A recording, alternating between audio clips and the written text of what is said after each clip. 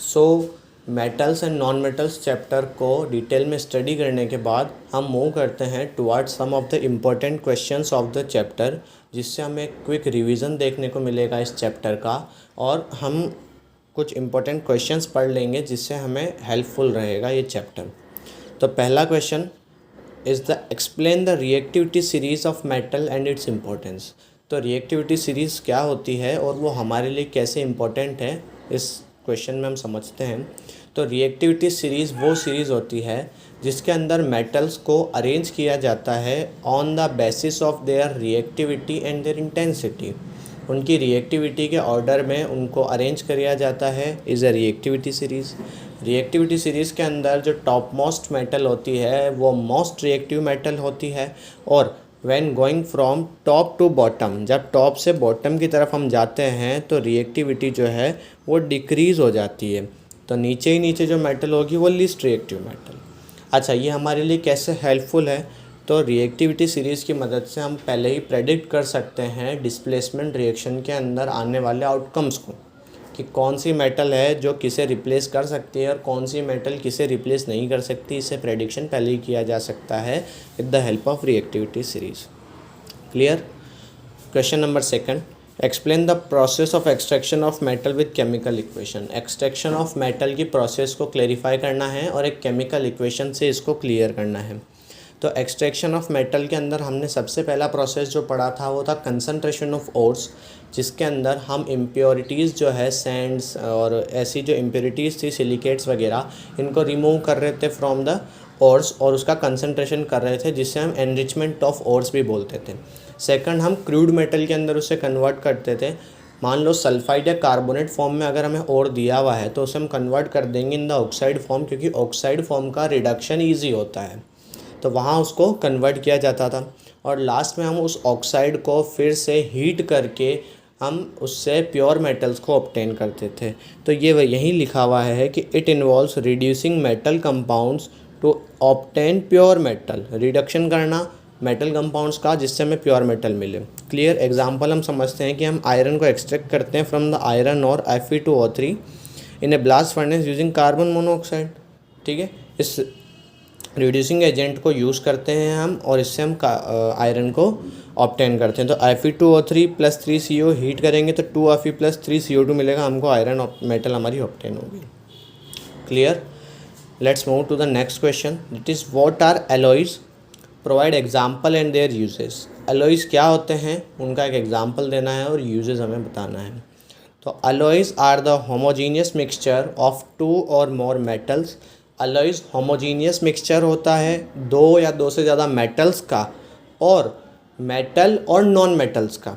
तो एलॉयज़ के अंदर हम 2 मेटल्स का मिक्सचर भी बना सकते हैं या फिर एक मेटल और एक नॉन मेटल का मिक्सचर भी हम बना सकते हैं।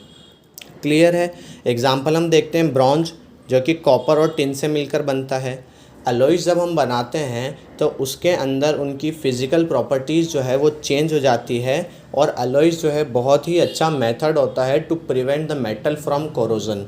इसलिए एलॉयज़ को ज़्यादातर यूज़ किया जाता है इंस्टीड ऑफ मेटल्स। क्लियर?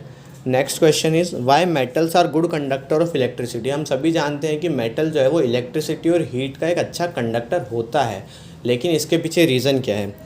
तो it is due to the presence of free electron, क्योंकि मेटल्स के अंदर फ्री इलेक्ट्रॉन्स प्रेजेंट होते हैं जो मेटल लैटिस के थ्रू मूव कर सकते हैं और हीट और इलेक्ट्रिसिटी को कंडक्ट करने में एबल होते हैं। That's why metals are good conductors of heat and electricity. Clear?